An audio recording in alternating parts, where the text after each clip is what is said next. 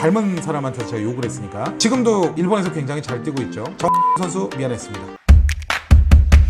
조 2위로 8강에 오르게 된 대한민국 축구대표팀. 우리나라는 8년 만에 올림픽 8강이라는 쾌거를 이뤘지만 이는 만족스럽지는 못한 결과였죠. 왜냐면 진출하게 된 순위가 1위가 아니라 2위였기 때문이에요. 8강전에서는 영국을 만나게 됐고요. 4강전에서는 브라질을 만나게 되는 그런 결과를 만들게 된 것입니다. 다들 아시다시피 유럽에서 거의 최강자로 군림하는 영국 대표팀, 그리고 브라질. 브라질은 말로 설명할 필요가 없죠. 세계 최고의 그런 선수들이 즐비한 나라이기도 한데 그야말로 아시안컵의 그런 냄새가 나기 시작하는 거죠. 아시다시피 아시안컵에서 대한민국 대표팀이 중간중간에 이제 만난 상대가 이란, 일본 이런 강팀들을 만나지 않았습니까? 근데 이제 올림픽에서도 이제 비슷한 느낌이 나기 시작하는 거예요. 현지 시각 2012년 8월 4일 우리나라의 상대팀은 영국팀이었죠. 당시에 이제 영국의 홈이자 거기다 영국은 이제 원래 잉글랜드, 웨일즈 이런 국가들이 모여서 나온 단일팀으로 나왔기 때문에 상당히 막강한 전력을 또 과시하고 있던 팀이었습니다. 그러니까 당시 분위기는 당연히 대한민국 대표팀이 크게 질 것이다. 이런 예상들이 좀 해외 언론에서도 계속 나오기도 했었던 것이 기억이 납니다. 근데 한국팀 입장에서는 만약에 이제 이 영국팀을 이기게 되면 그리고 다음 경기 한 경기만 더 이기면은 그 최고의 버프죠. 자동 군면제 때까지 주어지는 상황이었기 때문에 승리가 굉장히 간절했던 그런 순간이었던 것 같습니다. 아무튼 이런 긴장되는 분위기 속에서 영국과의 경기가 시작되고 전반 2분 구자철 선수가 첫 프리킥을 얻어내면서 주맨 박주영 선수가 경기 첫 슈팅을 뽑아내는데요. 상당히 시작이 좋았던 거죠. 그래서 이제 시작과 동시에 굉장히 분위기를 이제 잡아가려는 한국이었지만 5분 뒤인 전반 7분 와일드카드로 합류한 오른쪽 수비수 김창수 선수가 부상을 당하면서 오재석 선수로 교체가 되죠. 이런 상황 속에서 이제 한국은 지동원과 박주영이 연이은 슈팅을 때리면서 분위기를 점차 끌어올립니다. 전반 29분 당시 첫 선발 출전을 했던 지동원 선수가 기성용 선수의 패스를 받아 선제골을 터뜨리죠. 이거 말도 안 되는 순간이었어요. 전 세계가 예상치 못한 시나리오가 전개가 된 것인데 사실 그때 당시 방송을 보고 있었던 저도 좀 믿기지가 않았어요. 왜냐면 그냥 잉글랜드만 상대를 해도 이렇게 쉽지 않은 상대였을 텐데 당시의 영국팀은 말씀드린 대로 단일팀이었잖아요. 잉글랜드, 스코틀랜드, 웨일즈 이런 국가에서 가장 골 잘 차는 선수들이 모여있는 팀이었는데 거기다 축구 종주국이죠. 영국은. 그것도 이제 상대팀 홈에서 기록을 하게 됐으니까요. 근데 이게 좋은 것도 좀 잠깐이었죠. 골 넣고 나서 6분 뒤에 아까 말씀드렸던 김창수 선수하고 교체된 오재석 선수가 핸들링 파울을 저지릅니다. 그래서 이제 이게 페널티킥을 허용하게 되는데 당연히 이제 동점골로 이어지게 됐죠. 근데 이후부터는 분위기가 좀 급격하게 영국 쪽으로 좀 기울게 돼요. 그로부터 5분 뒤에 이제 황석구 선수, 중앙수비수죠. 이 선수가 이제 스터리지 선수의 돌파를 막으려다가 또 한 번 페널티킥을 허용하게 됩니다. 그래서 이제 경기를 보던 저도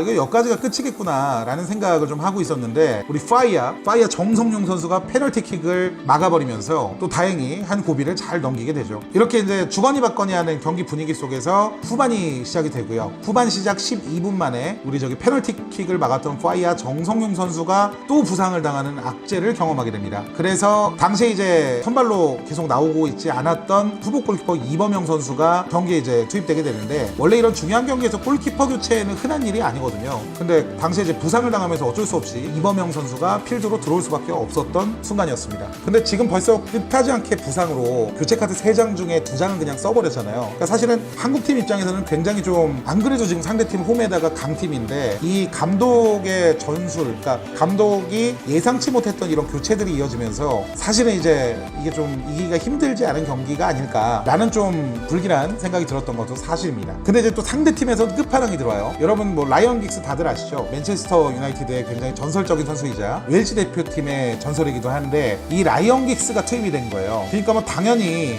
뜻하지 않은 교체 카드를 2장이나 썼던 우리나라 입장에서는 다시 한번 또 이렇게 분위기를 뺏길 수밖에 없는 그런 상황이 전개가 됐습니다. 근데 다행히 좀 잘 막아요. 굉장히 이제 후반 말미에 영국의 파상 공세가 이어지는데 잘 막아내면서 연장전까지 가는데 성공을 하고 구자철 선수가 또 시작하자마자 2분 만에 슈팅을 날리면서 주장답게 우리나라의 공격을 진두지휘하기 시작하죠. 사실 그 경기는 정신력 싸움이었다라고 보는 게 맞을 것 같은데 결과적으로는 우리도 골을 기록하지는 못했지만 풀불의 투지로 승부차기까지 영국을 끌고 오게 됩니다. 아시안컵 4강 한일전 이후에 처음 갖는 이런 국제적인 대회의 승부차기, 2011 카타르 아시안컵에 이어서 부자철 선수를 1번 키커로 내보냅니다. 부자철 선수 당시 마음이 어땠을까요? 이 선수가 좀 튀는 거를 그렇게 좋아하지는 않는 것 같은데 이런 중요한 순간순간에 굉장히 역할을 했더라고요. 이번에 또 조사하면서 보니까. 근데 사실 아시안컵에서 우리나라가 페널티킥 부자철 선수가 1번 키커로 나서서 못 넣으면서 그 이후로부터 이제 쭉 골을 못 넣으면서 우리가 이제 지게 됐잖아요. 그러니까 오버랩 됐을 것 같아요. 그냥 같은 사람 입장에서 얼마나 그 순간이 지옥 같았겠어요. 근데도 불구하고 다시 한번 이런 중요한 순간에 1번 키퍼로 나오게 된 거죠. 자, 그래서 이제 어떻게 됐을까요? 다행히도 아주 깔끔하게 골을 성공시킵니다. 아무래도 이제 첫 키커가 편안하게 이제 골을 넣고 나서인지 이어서 이제 키커로 나선 백성동, 황석호, 박종우 선수도 실수하지 않고 깔끔하게 페널티킥을 성공시킵니다. 영국 또한 만만치는 않았죠. 3번 키커까지 승부차기를 성공하면서 네 번째 키커로 이제 누가 등장하느냐, 잉글랜드의 차세대 스트라이커로 굉장히 자리매김하고 있던 스터리지 선수가 나서게 된 거죠. 사실 경기를 잘했어요. 스터리지 선수가 굉장히 경기장을 종횡무진하면서 많은 활약을 했는데, 그래서 저도 보면서 뭐 늦지 않을까 약간 이런 생각을 했던 거죠. 근데 여기서 이제 교체된 골키퍼 이범영 선수가 이 스터리지 선수의 방향을 미리 알아내고 선방을 해버립니다. 그러니까 사실 이 올림픽에서 가장 결정적인 순간이기도 했거든요. 이후에 보시면 이제 이범영 선수가 다른 경기에서 조금 부진한 모습들을 좀 보여주기는 하는데, 결과적으로 또 이범영 선수가 없었으면 그 이유도 없었지 않았을까라는 생각을 해보게 되네요. 그리고 이제 우리나라 키커로 나선 선수가 5번 키커 이제 기성용 선수였어요. 한 골이면 우리나라는 승리를 거머쥐게 되는 엄청난 상황이었습니다. 그래서 이제 모두가 숨죽이고 바라보고 있는 가운데 아주 깔끔하게 마무리를 지으면서 대한민국의 역사상 첫 올림픽 4강 진출이자 준결승에 오르는 견인차 역할을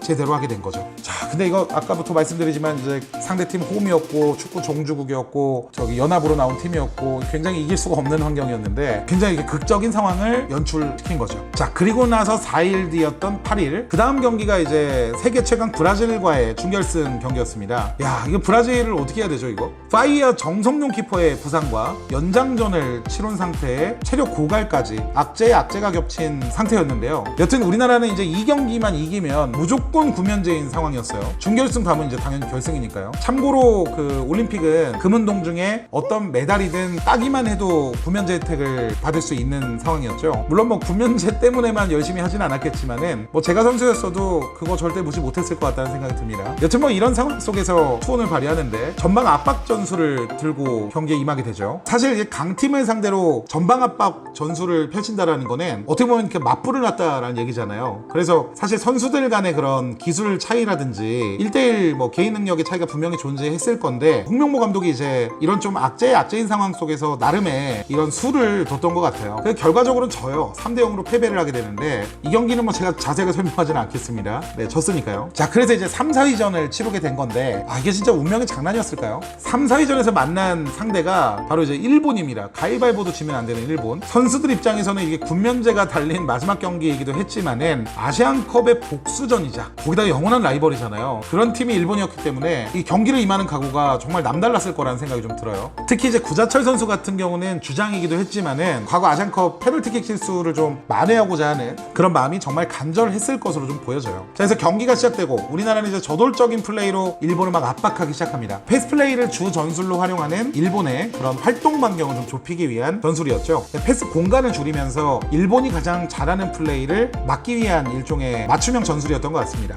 초반에는 굉장히 잘 먹혀요. 일본이 거의 뭐 주눅이 들어서인지 자기 플레이를 제대로 못하게 되는데, 근데 이제 뭐 일본도 나름 준결승까지 올라와서 3, 4위전까지 온 팀이었기 때문에 절대 만만한 팀은 아니었던 거죠. 그래서 경기 중반 이후에는 일본의 볼 점유율이 살아나면서 기성용, 오재석, 구자철 이런 선수들은 이런 일본의 볼 점유가 늘어나는 것을 막기 위해 좀 터프한 플레이를 하다가 옐로 카드를 받게 되는 그런 일도 생겼습니다. 분위기가 이제 일본 쪽으로 서서히 기울기 시작하는데, 그러기 위해서는 뭐 축구에서 가장 중요한 건 이제 한 골이 필요한 상황이었던 거죠. 전반 37분이었습니다. 우리의 주맨 박주영 선수가 일본 수비수의 공중볼 처리 실수를 틈타 갑자기 각성을 해요. 혼자 20m를 돌파하는데 이게 마치 청소년 국가대표 시절에 중국전을 연상시키듯이 4명을 따돌리고 오른발 슈팅을 날립니다. 그리고 이제 바로 골로 이어지죠. 박주영 선수는 영국전 이후 2경기 만에 선발 경기에서 자신의 진가를 드러내는 골이었습니다. 사실 박주영 선수에 대한 얘기가 굉장히 많은데, 이때 당시에 사실 박주영 선수는 기술이면 기술, 공중전이면 공중전, 골 결정력 뭐 이런 부분에 있어서 사실 한국 그 선수들 중에서는 가장 탑 클래스로 분류되던 선수는 맞거든요. 하면서 이런 뭐 진가를 확인시켜주는 그런 골이었죠. 그렇게 이제 전반전이 마무리가 됐어요. 한국이 1대0으로 리드를 하고 있는 상황에서 후반전에는 전술을 살짝 바꿔서 경기에 임하는데, 원래 이제 전방 압박을 통한 압박 위주의 전술을 사용했다고 한다면 후반전에는 다소 라인을 좀 내려서 수비 위주로 경기를 진행합니다. 그러니까 역습 위주의 공격을 하겠다라는 얘기인 거죠. 근데 어떻겠어요? 동점골이 다급하니까 일본은 이제 6경기 지면은 뒤가 없지 않습니까? 3, 4위전이니까. 그러니까 막 파상공세를 막 퍼붓는 거예요. 이거를 또